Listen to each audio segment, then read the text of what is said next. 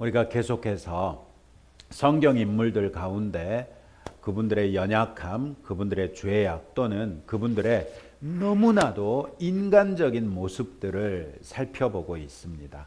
그래서 그분들의 모습 가운데 우리에게도 그런 연약함이 있지 않은지, 또 그런 죄가 있지 않은지, 또 그런 너무나도 인간적인 모습들이 있지 않은지를 살펴보고 있습니다.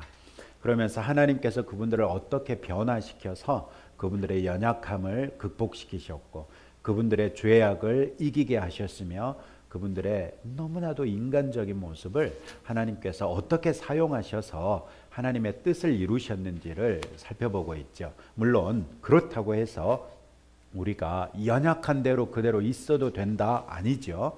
우리가 죄악을 범해도 된다? 물론 아니죠. 너무나도 인간적인 모습 그대로 하나님 앞에 나갈 수는 있겠지만 하나님의 말씀으로 인해 우리의 인간적인 모습이 점점 더 변화돼서 예수형 인간으로 변화되는 것이 마땅하다는 것인데, 이 설교 시리즈를 통해서 우리가 그런 모습을 발견할 수 있기를 바라고 여러분들에게도 도전이 되시기를 축복합니다.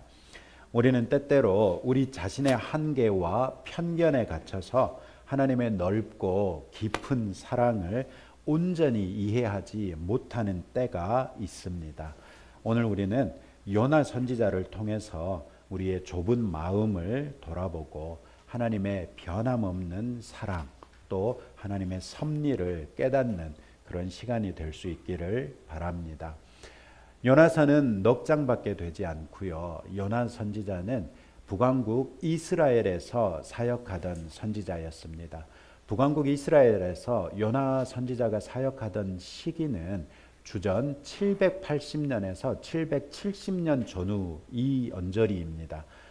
우리가 알다시피 북왕국 이스라엘은 주전 722년에 아시리아에게 멸망을 당하는데, 그렇다면 요나 선지자가 사역했던 시기는 북왕국 이스라엘이 멸망당하기 한 50년 전에 한참 왕성하게 사역했던 선지자라는 것을 알 수 있습니다. 요나는 하나님의 사랑이 이스라엘에게만 국한된다는 편협한 생각을 가지고 있었습니다. 그렇기 때문에 그는 이스라엘을 괴롭히던 아시리아의 수도 니느웨에 대하여 회개를 촉구하는 메시지를 전하라고 하신 하나님의 명령을 거부했습니다. 요나는 니느웨 사람들이 회개하고 구원받는 것을 원하지 않았습니다. 그의 마음에는 원수와 같은 니느웨 사람들에 대한 미움과 그들은 심판받아 마땅하다는 생각이 가득했습니다. 요나의 이런 생각은 당시 고대 근동 모든 민족이 일반적으로 가지고 있었던 편협한 신의식과 크게 다르지 않습니다. 고대 근동 민족들은 모두 민족신, 지역신, 또 특정한 영역에나 그 신의 능력이나 권위가 적용되는 그런 제한된 신으로 믿었습니다. 그렇기 때문에 이스라엘의 신이 여호와 하나님이시라면 이 여호와 하나님은 블레셋의 신은 될 수 없다고 믿었던 것이고, 또 이스라엘을 괴롭히는 이 아시리아의 신이라면 그 신은 결코 이스라엘의 신은 될 수 없다는 이런 생각을 가졌던 것이지요.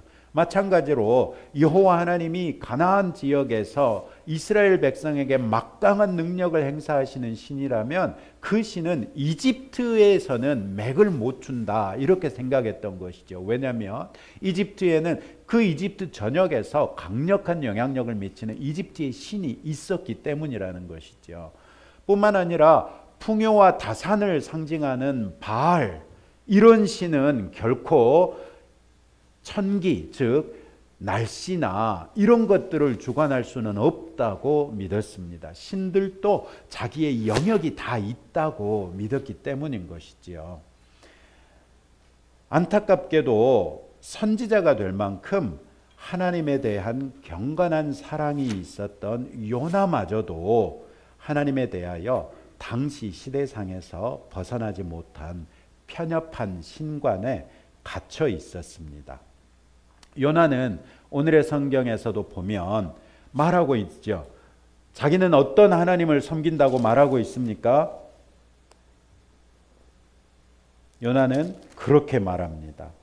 9절 보세요. 나는 히브리 사람이요 바다와 육지를 지으신 하늘의 하나님 여호와를 경외하는 자다. 이렇게 말합니다. 바다와 육지를 지으신 하늘의 하나님 여호와를 섬긴다. 이렇게 얘기했으니까 바다와 육지를 지으신단 말은 온 우주를, 온 세상을 다 만드셨다고 자기는 고백하고 있잖아요.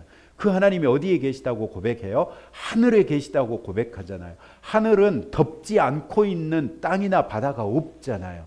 그러니까 요나는 곧 최소한 온 땅, 온 바다를 주관하는 하나님이라고 믿고 있는 것처럼 말은 했는데 실상은 그런 하나님의 사랑이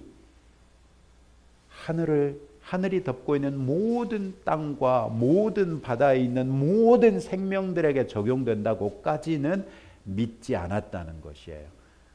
우리도 비슷합니다. 하나님에 대해서 성경 말씀대로 고백은 하는데 정말로 고백하는지를 무엇을 통해 알 수 있느냐면 우리의 기도 제목이라든지 우리의 신앙생활하는 삶의 모습이라든지 우리의 일상을 통해서 내가 어떤 하나님을 믿는지가 드러난단 말이죠. 그런데 우리는 너무나도 쉽게 요나처럼 편협한 인식을 가지고 있고 또 고집스럽게 하나님의 말씀에 버티고 있는 모습을 볼 수 있습니다. 오늘의 성경에서 우리는 요나가 단순히 견디지 못하는 것을 넘어서 적극적으로 반대하고 있는 것을 볼 수 있습니다. 그는 하나님의 명령을 거역하고 정반대 방향인 다시스로 도망갑니다. 이 다시스는 오늘날로 말하자면 스페인 남부의 어느 지역 정도 됩니다. 그래서 이 배를 탄 이곳에서부터 다시스로 쫙 선을 긋고 그대로 쭉 반대 방향으로 그어 나가면 거의 니느웨에 닿습니다. 그러니까 정반대 방향으로 도망간 것입니다. 하나님을 거역하고 도망가는 주제에 맨정신으로는 자기의 고집을 유지할 수 없었기 때문에 요나는 배 밑창으로 내려가서 창고에서 깊게 잠을 잡니다. 하나님이 어디에 계신다고요? 하늘에 계세요. 요나는 지금 배를 타고 있는데 하나님으로부터 가장 멀리 멀어질 수 있는 곳이 어디예요? 선실 안이에요. 선실에 있어도 하나님한테 가까이 있는 거니까 불안해요. 그러니 어디까지 도망가요? 배 밑창까지 도망을 갑니다. 그런데 여러분 그 당시에 배 밑창이 어땠는지 아시나요? 요즘에는 어떤지 모르겠지만 그 당시에 배 밑창은 짐칸이었습니다. 짐칸에 그냥 짐을 있는 대로 다 쑤셔 넣어놓고 거기에다 그물을 대충 덮어놓은 것입니다. 그런데 그런 곳에 한켠에 요나는 자기 공간을 비집고 만들어가지고 거기에서 잠을 자고 있습니다. 그런데 한번 생각해 보세요. 광풍이 불었습니다. 이 광풍이 어느 정도 광풍이냐면 이게 지금 가나안 땅에서 스페인 남부로 지나가는 여행이니까 어떤 바다를 지나야 됩니까? 네, 여러분의 세계사 지식을 시험하고 있습니다. 어떤 바다를 지나야 하죠? 엄청 큰 바다인데요. 지중해를 지나야 됩니다. 지중해를 지나는데 신약 성경에 보면 지중해를 지나다가 배가 난파돼 가지고 죽을 뻔했던 한 사람이 있습니다. 누구? 바울. 사도 바울 역시 죄수가 돼가지고 로마까지 가는데 그 과정에서 유라굴로라는 광풍을 만나가지고 배가 난파돼 버리잖아요. 그러니까 지중해는 오늘날처럼 항해 기술이 발달하고 선박 기술이 발달하기 전에는 얼마든지 사람들이 죽을 수 있는 그런 바다였던 거예요. 그런데 그 바다를 지금 요나가 가고 있는데 아니나 다를까 광풍을 만났습니다. 배가 심하게 앞뒤로 좌우로 흔들고요. 물결이 높이 치면 배가 높이 올라갔다 퉁 떨어지는데 여러분 생각해 보세요. 배 밑창에 가득 집어넣어 놓은 짐들이 가만히 있었을까요? 그럴 수 없잖아요. 어느 순간 보면 짐들이 막 굴러다니고 어느 순간 보면 배가 떴던 것만큼 붕 떴다가 퉁 깔아앉고 그러는데 그런 세상에 퍼질러 자고 있다. 가능해요? 불가능해요?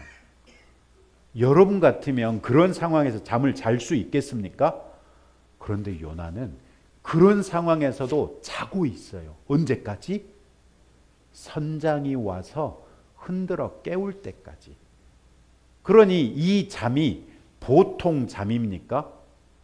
성경은 요나가 잠든 이 잠하고 하나님께서 하와를 깊이 잠들게 하시고 그녀에게서 갈빗대 하나를 빼내셨을 때 하와를 재우셨잖아요.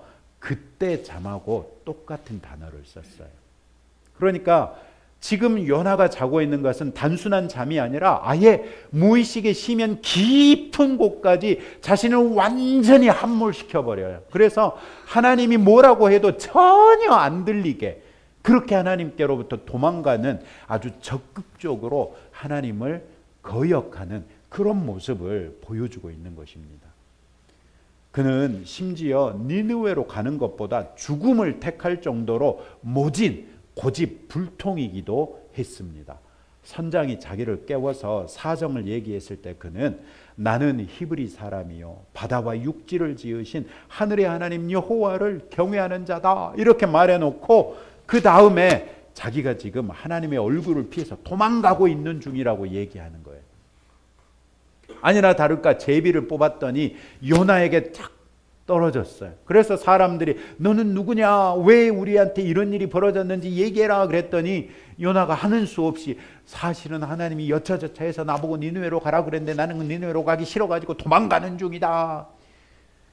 사람들이 어째서 너는 그런 짓을 해가지고 우리를 이렇게 죽음에 몰아넣냐? 어떻게 해야 되겠냐? 그랬더니 뭐라 그래요? 아니 이때라도 요나가 하나님 앞에 회개하고 하나님 저 죽을 죄를 졌습니다. 용서해 주십시오. 제가 니느웨로 지금이라도 가겠습니다. 그런데 조금 오래 걸릴 것 같습니다. 이 배가 다시스로 가고 있거든요. 이렇게라도 했으면 하나님께서 어떠셨을 것 같아요?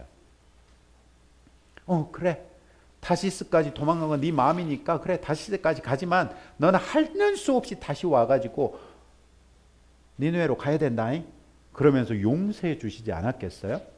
그런데 요나가 뭐라 그래요? 뭐라 그래요? 날 바다에 던지래. 뭔 말이에요? 나 죽으면 죽었지 니느웨로는 못 간다 이거. 나 죽으면 죽었지 니느웨로는 안 간다는 거예요. 혹시 여러분 가운데 하나님 앞에 이 정도로 고집 부려보신 적 있습니까? 왔다매 놀랍소야. 네, 우리 이경희 권사님은 그런 적이 있대요.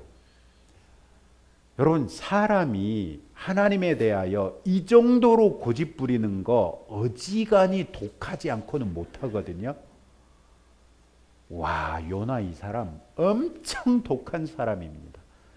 요나 이 사람 엄청 고집불통이고요. 요나 이 사람 완전히 편협한데 꽉 갇혀가지고 바늘구멍으로 찔러도 피 한 방울 안 나는 이런 사람입니다. 자, 이제 여러분들 스스로를 한번 생각해 보세요. 나는 요나 같은 면이 전혀 없다 하시는 분? 이럴 줄 알았어요. 난 미처 몰랐는데 진짜 여러분들이 전부 다 징어요. 어떻게 그렇게 바늘로 찔러도 피 한 방울 안 나는 사람이 될 수가 있습니까? 어떻게 하나님께 이렇게 강력하게 버티실 수 있겠습니까? 근데 실제로 가만히 생각해 보면 내가 정말 요나같이 하나님 앞에 버티고 있는 게 적지 않아요. 적지 않아요. 많은 부모들이 자녀 문제에 대해서는 요나보다 더하면 더했지 결코 덜하지 않은 그런 마음으로 버텨요. 하나님께서 노골적으로 그거 아니라고 네 아들 그렇게 안 돼. 네 딸 그렇게 될 수 없어라고 하나님께서 노골적으로 말씀하시는데도 부모이기 때문에 자녀에게 품었던 소망을 끝까지 놓지 못하고 붙들고 기도하면서 떼쓰고 있는 모습을 얼마든지 볼 수 있지 않느냐는 거예요. 내 사업에 대해서, 내 회사에 대해서, 내 진로에 대해서 누가 요나처럼 고집 부리지 않을 수 있겠느냐는 거예요. 적어도 요나처럼 하나님의 말씀에 정면으로 도전하고 아주 정면으로 거역하는 이런 모습은 안 보일지 모르지만 요나처럼 편협하고 고집스러운 모습은 누구나 다 있다는 것이죠. 요나의 이런 고집스럽고 편협한 모습은 3장에서 사흘 동안이나 돌아다니면서 선포해야 될 회개의 메시지를 고작 하루 만에 끝내버리는 모습에서도 발견할 수 있고요. 니느웨 사람들이 회개하는 바람에 하나님께서 심판의 뜻을 철회하셨어요. 그러자 4장 1절에 보세요. 매우 싫어하고 성내며 2절로 넘어가면 여호와께 기도하여 투덜거리고 있는 모습을 발견할 수 있어요. 나 이래서 안 온다 그러지 않았습니까? 나 이럴 줄 알았다고. 나 이래서 안 온다 그랬다고. 차라리 나를 죽이지 그랬느냐고. 참, 간이 부어도 이렇게 부은 사람이 있을까 싶을 정도로 요나는 어찌 보면 솔직하고 정직한 사람이고 어찌 보면 이런 고집불통이 없는 정도예요. 이런 걸 통해서도 얼마나 요나가 고집스럽고 편협한지 알 수 있어요. 혹시 여러분들은 삼위 하나님에 대한 편협한 생각 때문에 하나님께서 하시는 일로 인해서 불편하게 느꼈던 적은 없으십니까? 제가 호주에서 사역할 때는 고등학교 3학년 때까지 정말 열심히 신앙생활을 하던 자매였는데 자기 어머니가 고3 때 암이 발병했어요. 그래서 공부해야 되는데 기도하느라고 아침 저녁으로 교회를 왔다 갔다 했던 자매가 있었어요. 근데 엄마가 결국 죽고 말았거든요. 그로 시험 들어가지고 굉장히 오랜 동안을 저를 만나서 제자훈련반을 함께 공부할 때가 그분이 30대 중반이 아니라 거의 40대 초반 정도 되실 나이거든요. 그러니까 고3 때부터 40대 초반까지도 그 문제 때문에 하나님께 화가 나 있는 거예요. 그러니 그 오랜 세월 동안 예배당에 나와서 예배 자리에 앉아 있기는 하지만 무슨 하나님에 대한 경배가 되고 하나님의 말씀이 어떻게 그분의 삶에 들어올 수가 있었겠어요.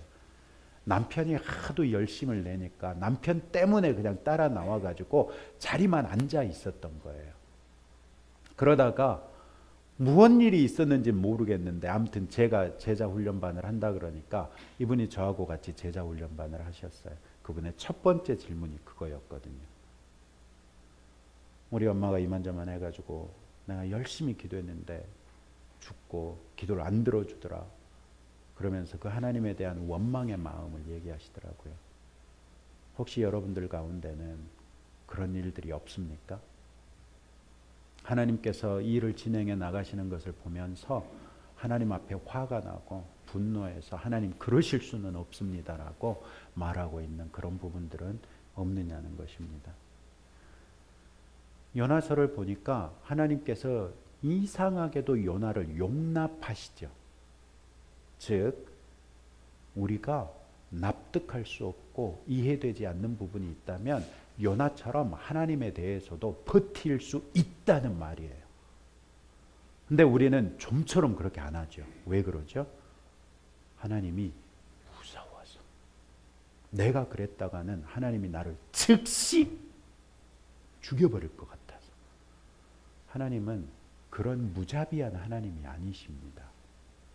여러분의 심령 가운데 있는 고민과 방황과 의심을 알고 계시고 그런 여러분들이 온전한 믿음으로 나오기를 원하시는 분이시지. 그래서 여러분들이 방황하는 것도 때로는 하나님께서 인정하시고 내버려 두시고 여러분께서 반항하는 것조차도 때로는 하나님께서 아이고 기특한 자식 100번 해봐라 이러면서 그냥 용납하시는 것입니다.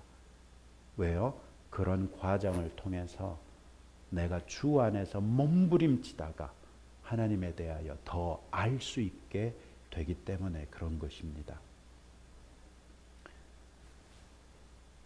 편협한 생각이나 고집은 대부분 우리 스스로의 성향이나 생각, 기준이나 판단 혹은 우리의 주의 주장에 따라 발생하는 것이죠. 이런 것들이 하나님의 말씀과 팽팽하게 대립을 할 때 우리는 하나님 앞에 고집스럽고 편협한 사람이 될 수밖에 없는 것입니다.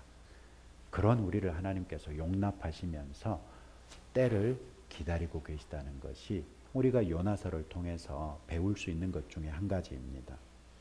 두 번째로 요나서를 통해서 배울 수 있는 것은 하나님께서는 사랑을 실현하시는 것을 포기하지 않는다는 것입니다. 요나의 불순종에도 불구하고 하나님께서는 그를 포기하지 않으셨습니다. 이런 모습은 요나의 고집에 하나님께서도 고집으로 맞상대하는 것 같은 느낌을 줍니다. 네가 고집 부려? 나도 그러면 고집으로 붙어보자. 네가 이기나 내가 이기나 고집 부려보자. 이런 것 같아요. 요나가 안 가겠다고 하면 다른 선지자를 보내면 될 거 아닙니까? 아니 하나님께 요나 말고는 다른 선지자가 없었습니까? 아까도 말씀드렸던 것처럼 요나가 사역했던 때가 주전 780년에서 770년 왔다 갔다 하는 때라 그랬잖아요. 거의 그 무렵에 함께 사역하고 있었던 선지자로 아모스 선지자가 있었고요. 그 언저리에 미가 선지자도 있고 그보다 약간 후배이지만 역시 북왕국 이스라엘에서 사역하고 있던 호세아 선지자도 있었습니다. 아니 제가 하나님이라면 요나가 안 가겠다고 도망가면 에레이 하고 그냥 발로 빵 차버리고 아모스한테 가가지고 야 아모스야 내가 요나한테 가라 그랬더니 이것이 도망가 버렸다. 네가 대신 가야 쓰겄다. 저는 이럴 것 같아요. 여러분 어떠시겠습니까? 아 그래 요나 도망가 그래 너는 그로 끝이여. 틀림없이 우리 최상노님은 그러셨을 거예요. 됐고 그리고 요나는 배와 함께 수장되었더라 뭐 이렇게 기록됐을 거거든요. 그런데 아니 뭐 다른 선지자들이 없어요? 아니 선지자들이 없다고 하나님께서 아무나 들어가지고 너 가 하시면 되잖아요. 그런데 요나를 끝까지 포기를 안 하세요. 한 번 찍은 요나를 끝까지 놓지를 않으세요. 여러분들은 하나님께 찍힌 적 있으십니까? 없다고들 생각하실 텐데요.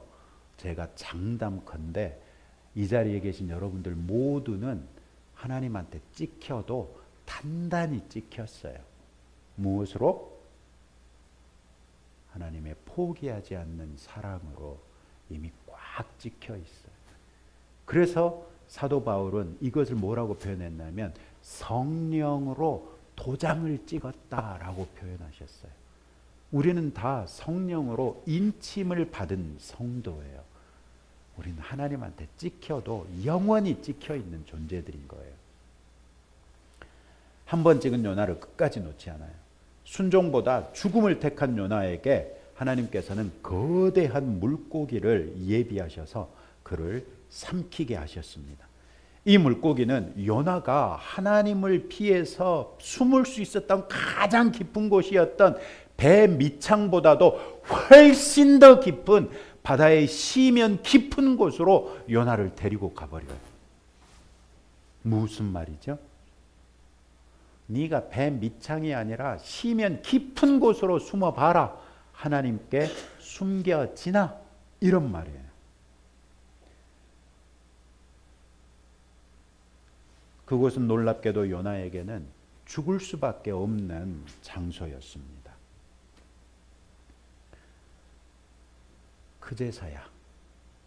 그곳에서야 요나는 회개합니다. 요나는 그 큰 물고기 뱃속에서 죽을 수밖에 없었으나 역설적이게도 하나님께서는 그 물고기를 통해 요나를 구원하셨습니다. 그리고 그에게 또 한 번의 기회를 주십니다. 물고기는 요나를 육지에 토해냅니다.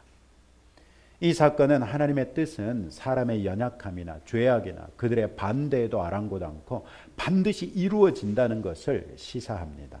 심지어 하나님의 명령을 정면에서 거부하고 도망함으로써 하나님을 거역한 사람조차도 하나님께서는 그보다 더한 고집으로 그의 고집을 꺾어서 그를 다시 보내시는 모습을 보여주기도 합니다. 이런 사실은 사도 바울이 고린도전서 1장에서 하나님의 지혜와 능력 또 사람의 지혜와 능력을 두 가지를 비교했었잖아요. 그래서 하나님의 무능함이 사람의 능력 있는 것보다 더하고 하나님의 어리석음이 사람의 지혜로움보다 더 지혜롭다고 말씀하셨잖아요. 이걸 이 고집에도 적용해 보면 딱 이거죠. 사람의 고집이 아무리 세다고 한들 하나님의 고집을 어찌 꺾을 수 있겠느냐는 것입니다. 하나님의 고집은 철저하게 하나님의 사랑 때문에 발생한 것입니다. 이에 반해 요나의 고집은 철저하게 하나님의 사랑에 대한 오해 때문에 발생한 것입니다. 우리가 기억해야 될 건 뭘까요? 하나님이 고집을 부리신다. 무엇 때문이다? 사랑 때문이다. 이것을 기억하시면 됩니다. 하나님께서는 1장 2절에서 니느웨 성읍을 가리켜 저 큰 성읍이라고 말씀하십니다. 하나님의 눈에 무엇이 크게 보이겠습니까? 제가 이번에 시드니를 가가지고 정말 멋있는 데를 많이 봤어요. 근데 다 옛날에 봤던 데예요. 별로 감흥이 없었어요. 마침 시드니에 있을 때 가깝게 지냈던 목사님이 제가 계속 호주에 남아 있었더라면 제가 노리고 있던 멜번의 한인중앙장로교회라고 있거든요. 저는 시드니에서 끝나면 그 교회 담임으로 가려고 노리고 있었는데 저하고 친하게 지냈던 목사님이 그 교회 담임 목사로 가 있어요. 그래서 그 목사를 만나러 멜번을 갔어요. 근데 멜번에 가면 반드시 여행하는 곳이 뭐냐면 12사도라는 섬들이 쭉 줄지어 있는 해안이 있거든요. 거기를 가는 길이에요. 지평선과 수평선을 동시에 볼 수 있는 광활한 땅을 봤다는 거 아니에요? 우와. 대부분 교회에서 함께 여행을 가면 성지순례를 하잖아요. 저는 좀 삐딱선을 타가지고 성도들하고 함께 그런 데를 여행하면 좋겠어요. 성지순례는 옛날에 있었던 일을 통해서 옛날에 하나님께서 하시는 일들을 볼 수 있다면 그런 광활한 자연을 보면서 영원한 하나님의 능력을 보고 함께 탄성을 지르면서 주 하나님 지으신 모든 세계 뭐 이런 찬양도 같이 불러보고 싶은 그런 마음이 있어요. 그래서 모르겠어요. 장담할 수는 없지만 제가 우리 성도들하고 함께 여행하는 곳은 성지가 아니라 하나님께서 놀라운 이 능력을 펼쳐 놓으신 그런 아름다운 대자연이 있는 이런 데를 좀 같이 가고 싶어요. 아멘들을 안 하네. 하기야 누가 목사하고 같이 여행을 하고 싶겠어요. 목사하고 여행 가면 날마다 예배 드리고 밤마다 말씀 보고 기도하고 그럴 건데 그렇잖아도 피곤한데 자기에 바쁠 것인데 뭐라고 목사하고 여행 가겠어. 내가 그렇게 속이 없어.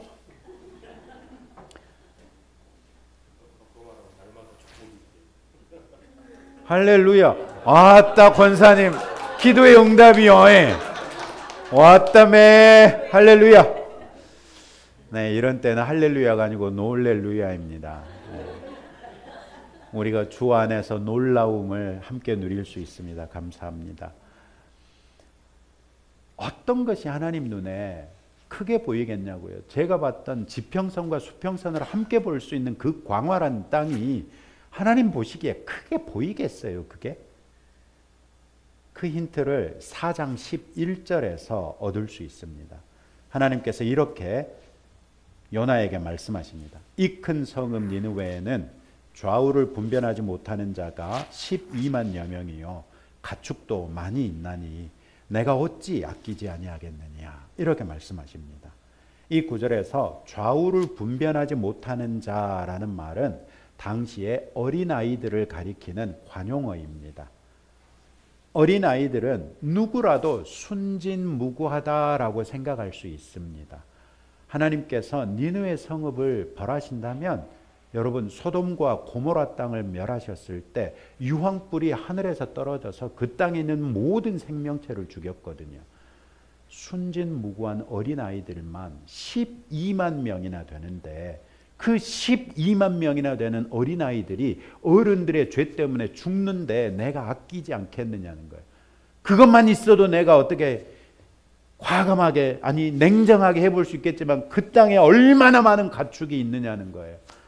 여러분 어린아이만 12만 명이라면 통상 어린아이가 25%를 차지한다고 할 때 거의 60만 명에 가까운 인구이고요. 60만 명에 가까운 인구가 가축을 키운다고 생각을 해보세요. 얼마나 많은 생명이겠냐는 거예요. 하나님의 사랑은 친히 창조하신 생명에 대한 사랑이었고 그 사랑은 숫자 12만보다도 훨씬 큰 영원한 사랑인 것이죠. 하나님께서 이 생명을 사랑하셨기 때문에 끝까지 고집을 부려가지고 요나의 고집을 꺾으셨던 것입니다. 혹시 여러분이 하나님 앞에서 아직 고집 부리는 것이 있어요? 여러분이 지금도 고집 부릴 수 있다는 것은 하나님께서도 여러분에 대하여 고집을 꺾지 않으셨다는 말하고 똑같아요. 그렇죠? 만약에 여러분이 옛날에는 고집을 부렸는데 지금은 고집 안 부려요. 왜 안 부려요? 그 문제가 해결돼 버렸기 때문에 안 부리는 거예요.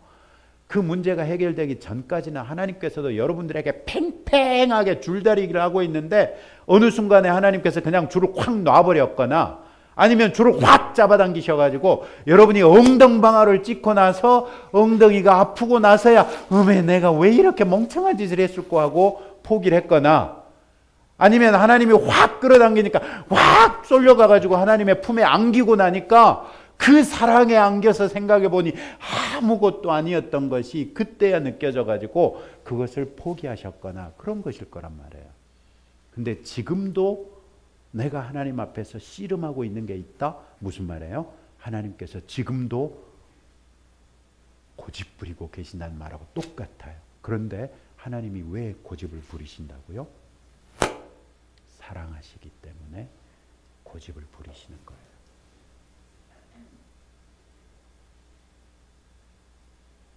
저는 이 설교를 준비하기 전까지는 한 번도 이렇게 생각해 본 적이 없어요. 내가 하나님 앞에 고집 부리는 것에 대해서 내가 항상 하나님 앞에 죄의식을 가지고 언제든지 이것을 해결해야 되는데 내가 아직도 해결하지 못하는 것 때문에 고민하고 있을 뿐이었지 이게 하나님이 나를 사랑하시기 때문에 내가 줄다리기 하고 있는 거구나 이런 생각을 해본 적이 없는데 요나를 살펴보니까 이게 말이 되더라고요. 혹시 여러분이 하나님 앞에 고집 부리시는 것이 있다면 하나님께서 여러분에게도 고집 부리고 있는데 어차피 못 이기는 것 그냥 하나님 앞에 내려놓으실 수 있기를 축복합니다. 하나님의 사랑은 인간의 연약함이나 죄악이나 고집이나 편협함을 뛰어넘어 모든 사람들에게 향하고 있는 것입니다. 마지막으로 하나님의 포기할 줄 모르는 사랑이 실상은 요나를 향한 사랑이었고 이스라엘을 향한 사랑이었으며 그렇기 때문에 오늘날 성경을 읽는 우리를 향한 사랑이었다는 것입니다. 결국 요나는 우여곡절 끝에 니느웨로 가서 비록 불성실하게나마 하나님의 말씀대로 심판을 선언했습니다. 니느웨 사람들은 왕으로부터 비천한 자에 이르기까지 금식하고 회개하며 하나님의 심판을 모면했습니다. 모든 일은 결국 하나님의 뜻대로 이루어졌습니다. 이때 하나님께서 박넝쿨 사건을 통해 요나를 가르치십니다. 하나님께서 진정으로 의미 있게 생각하는 것은 사람들이 강력한 군사력이나 권력이나 재력으로 쌓아 올린 니느웨 성읍 같은 위대한 성이 아니라는 것입니다. 아시리아 같은 위대한 나라가 아니라는 것입니다. 오히려 그 안에 살고 있는 하나하나 생명에 하나님께서 주목하신다는 것을 가르쳐 주셨습니다. 그렇게 하나님의 사랑은 지역과 민족과 인종과 주의 주장을 뛰어넘어 모든 사람들에게 해당된다는 것을 요나에게 가르쳐 주셨습니다. 무엇보다도 요나처럼 편협하고 고집스러운 거부에도 불구하고 하나님께서 사랑을 실현시키시는 것에 대해서는 결코 포기하지 않으신다는 것도 가르쳐 주셨습니다. 이쯤에서 우리는 하나님의 고집을 다시 한번 생각해 볼 필요가 있습니다. 우리는 앞에서 이미 하나님의 고집이 하나님의 사랑 때문이라는 것을 살폈습니다. 그럼 하나님께서 끝까지 요나를 고집하신 이유는 무엇이었을까요? 단순히 요나의 고집 정도는 가볍게 꺾으실 수 있다는 것을 보여주시기 위해서였을까요? 하나님께서 행하시는 일은 때로는 단순한 것도 있지만 많은 경우 그 안에 담긴 하나님의 뜻을 묵상하다 보면 훨씬 깊은 다른 뜻이 있다는 것을 깨닫게 됩니다. 하나님께서 요나를 끝까지 용납하시는 것을 통해 우리는 하나님께서 요나에 대한 고집만큼이나 그를 사랑하신다는 것을 알 수 있습니다. 하나님께서는 요나에게 북왕국 이스라엘 멸망 50여 년 전에 여전히 이스라엘을 괴롭히고 있던 아시리아의 수도 니느웨를 향한 하나님의 사랑을 선언하심으로써 그들에게 괴롭힘 당하고 있는 자기 백성에 대한 사랑을 드러내신 것입니다. 내 백성을 괴롭히고 있는 대적에게도 사랑을 베풀진대 어찌 내 백성 이스라엘을 사랑하지 않겠느냐고 말씀하신 것입니다. 즉 니느웨 성읍이 구원받는 것을 통해 이스라엘 백성에게 내가 너희를 구원하겠다 하는 것을 명백하게 보여주신 사건이라는 말씀입니다. 요나처럼 고집스럽게 하나님의 말씀을 외면하고 거역하는 이스라엘이라도 요나의 고집을 마침내 꺾어 하나님 앞에 순종하게 하신 것처럼 이스라엘 역시 그들의 고집을 꺾어 하나님 앞으로 돌아오게 하실 것을 요나를 통해 말씀하신 것이지요. 하나님의 포기할 줄 모르는 사랑이 실상은 이스라엘과 요나를 향한 것이었다는 것을 이제 알게 됐습니다. 그런데 놀라운 것은 동일한 사랑을 이미 우리가 받았다는 것입니다.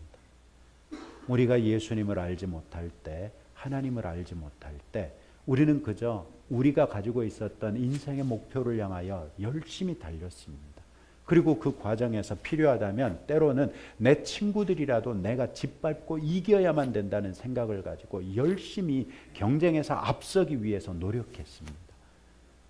때로는 속이기도 하고 때로는 남의 기회를 가로채기도 하면서 열심히 그저 나만 잘 살면 된다는 마음으로 살아왔는데 그랬던 우리를 하나님께서 사랑으로 둘러싸신 다음에 우리에게 완전히 새로운 삶을 보여주신 것입니다. 예수 그리스도 안에서 구원해 주시고 그 구원이 우리에게 가져다 준 완전히 다른 삶을 살 수 있게 해 주신 것입니다. 우리도 결국은 니느웨 사람들처럼 회개함으로써 구원받은 하나님의 사랑을 경험한 사람들이라는 사실이죠. 이제는 우리는 하나님의 포기할 수 없는 사랑의 대상이 됐습니다. 하나님의 사랑을 바르게 알고 그 사랑을 온전히 누리며 하나님 앞에 거룩하고 정결하게 설 수 있는 성도들이 되십시다. 그리고 하나님의 사랑을 우리 주변의 모든 사람들에게 전할 수 있기를 주님의 이름으로 축복합니다. 기도합시다. 하나님 아버지 감사합니다. 오늘의 말씀을 통하여 오히려 요나를 사랑하셨던 것과 그로써 이스라엘 백성을 향한 하나님의 사랑을 표현한 것이라는 사실을 배웠습니다. 그리고 그 사랑을 이미 우리가 받아 하나님의 끝없는 사랑, 변함없는 사랑, 영원한 사랑을 이미 받았다는 것을 알게 됐습니다. 주님, 우리가 하나님 앞에 여전히 고집부리고 편협한 것이 있을 수 있습니다. 그러나 그것이 무엇이든지 하나님께서 내게 고집부리시기 때문에 지금도 내가 붙들고 고민할 수밖에 없다는 것을 기억하게 하옵소서. 그리고 하나님의 사랑은 나를 사랑하시기 때문이라는 것을 깨달아 알게 하셨은즉 이제는 하나님의 사랑 안에 나 스스로를 온전히 던져 놓을 수 있는 주의 자녀 되게 하옵소서. 그리하여 하나님의 사랑을 온전하게 누리고 그 사랑을 주변의 많은 사람들에게, 아니 누구에게든지 전파할 수 있는 사랑의 전령이 되게 하옵소서. 예수님 이름으로 기도합니다. 아멘.